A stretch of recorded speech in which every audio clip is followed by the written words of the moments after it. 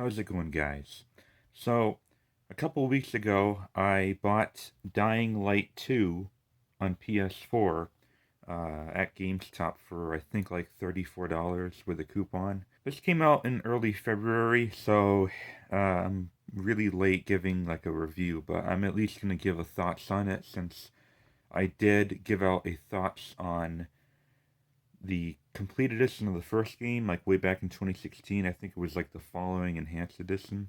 So I figured, well, why not? Why not make a thoughts video on Dying Light 2? This is more of the same kind of open world-ish parkour zombie game where you play as a guy named Aiden who has been looking for his sister, the only family he has left. They were experimented on when they were kids when the zombie virus first broke out. And they were tortured by this mad scientist guy named Waltz, who's like a super biological superhuman now. That's pretty much the story. I honestly didn't mind the story of this one that much. I know a lot of people criticized it. I thought it was alright. It had a lot of good, choice-driven narratives here and there. You can choose between two factions, the survivors and the peacekeepers. Now, overall, I thought it was an alright game. I say alright and not great because of like one really big reason, and that's because it is buggy as hell.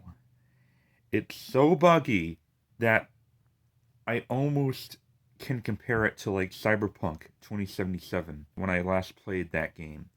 This game has been out for almost 5 months now and is still very buggy on PS4.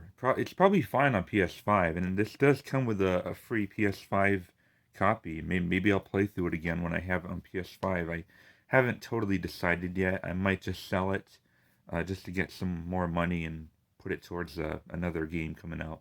But yeah, it's really buggy. I remember in my Dying Light 1 thoughts that I made like a little 2 minute long gore compilation for you guys because I said that like the gore was like really, really satisfyingly gross. The gore in this game is probably not nearly as gory, but still really gory. But the bugs are so bad that they outshine that aspect. Like even the blood and guts and gore have bugs. Like, I'm not joking. After I upload this video, there should be a bug montage I made, like a 10-minute long bug montage of Dying Light 2 I just made for you guys. So if you're interested in that, definitely take a look at the bugs and weirdness that I encountered in Dying Light 2. The one thing I really love about Dying Light games is the day and night cycle and how zombies are more dangerous at night. The more dangerous versions of zombies, like the ones, the super strong ones that can insta kill you, and the ones that spit acid at you, they only come out at night. During the day, they're inside buildings. They're inside, they call them dark hollows, places that you can loot at night. There are also convoys outside during the day that you can loot. So it has a lot of like good day-night management. There's plenty of things to do during the day. There's plenty of things to do during the night if you don't decide that you want to sleep or you want to get some extra XP bonus because you get XP bonuses by doing stuff at night. There are GRE buildings where you can loot inhibitors, which are basically like level up items. You can level up your health or stamina. Unlocking your health and stamina unlocks more perks that you can use towards combat or parkour, respectively. So there's a lot of really cool combat and parkour moves. My favorite combat move is being able to like dive kick into an enemy and like it's like a wrestler's kick. And it's like the most powerful move in the game. Like it does more damage than like almost all of my weapons, my melee weapons. One of the problems I have with the loot in the game is that the Dark Hollows and the convoys regenerate over time. They respawn loot.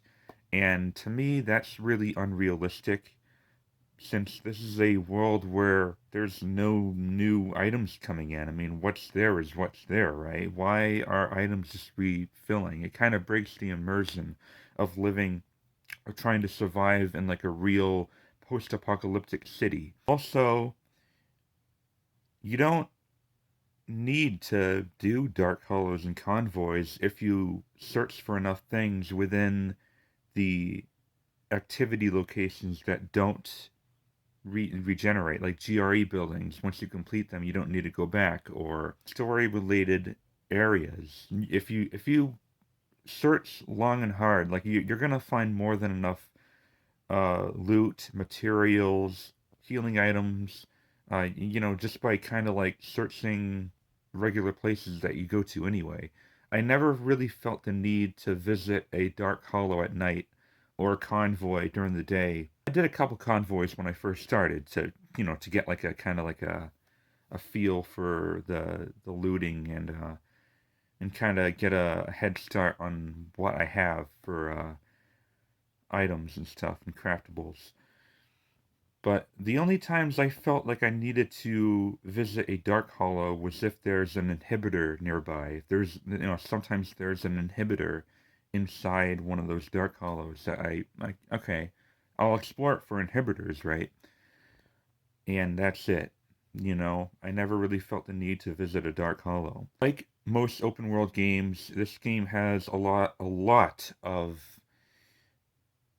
open world activities. You got windmills to activate, electrical water tower substations to activate, radio towers to scale. Most of them require, your grappling hook that you get way later in the story, or your paraglider that you get like halfway through. So there's a ton of activities. There's a lot of combat and parkour challenges. And yeah, it's an open world game. And if you're kind of tired of open world games, you're going to get tired pretty fast of Dying Light 2. There's a lot of content, but it does get old. I do love the music. The music was like my favorite part of the first one. It's also like my favorite aspect of the second one. Music is great. But the bugs, man, the bugs are so bad. They range from graphical pop-in to freezing load screens to crashes, audio blown out on one occasion at least. Some of the trophies and achievements are broken because some activities do not clear, no matter what you do, or they forget to complete. So you're left with a playthrough that you can't get that trophy in because it's bugged. It's fucking awful. It's so bad that I almost quit this game. That's a problem. I am interested in playing through a second time, but they need to patch this game first. If they don't, I'm probably just gonna sell this game while it's still kind of valuable, get some extra money out of it. I don't have a PS5 yet, so unfortunately I can't play the upgraded PS5 version, so I'm left with the shitty PS4 version. Yeah, guys, now for a final score, and there are a couple things I haven't done yet. I haven't like played co-op with someone. I'll do that. I'll do that maybe this afternoon or tomorrow, maybe. The final score I gave Dying Light 1 with the following, the completed edition. I think it was like a 7. I want to say this is a downgrade. It's a step down just because of how fucking buggy it is. I also had a problem with like player movement, latency. Prior to getting the perk where you can sprint, use your stamina to sprint, Aiden kept running and then stopping, and then running and then stopping. Even during zombie chases where you get chased during the night, He runs, but then he stops. And then he runs, and then he stops. That was annoying as hell. I also had a couple control issues with the parkour system.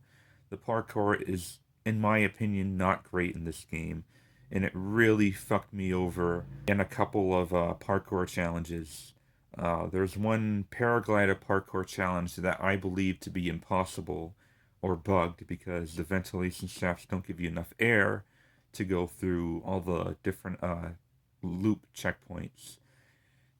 There's a lot of problems in Dying Light 2. I hear a couple people had a problem with the endings. I only got one ending, of course, and it didn't seem all that bad. I'm thinking maybe they patched that. They made the endings less crap. Kind of like Mass Effect 3, they made the extended, less shitty ending. So I'm not too sure about that, but I hear that the endings are a primary complaint. I'm going to give it a 6. I'm going to give Dying Light 2 a 6. For now. If they can patch all the stuff, I'll give it at least a 7 or maybe even an 8. I feel like if it wasn't for the bugs and all that awful shit, this would be a better game than Dying Light 1. But it's not. In its current state, it is not. On last gen. So just keep that in mind. Anyway, guys, I think I'm gonna wrap it up. And like I said, you're gonna see a 10-minute long bug montage later this evening or something. So I'll definitely upload that for you guys. Coming up next is my 10th anniversary special. So stay tuned to that. Hopefully it'll be a good one. Until then, thank you for watching. The Gamer Gods! Who do you voodoo? Sounds familiar.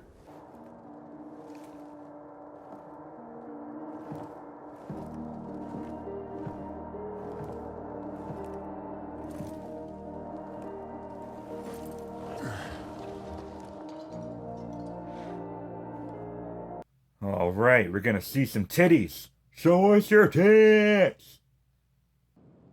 Goodbye, Aiden.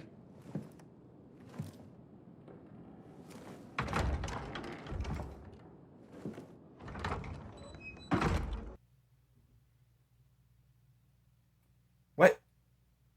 Where's the boobs? Where's the butts? Where's the nudity?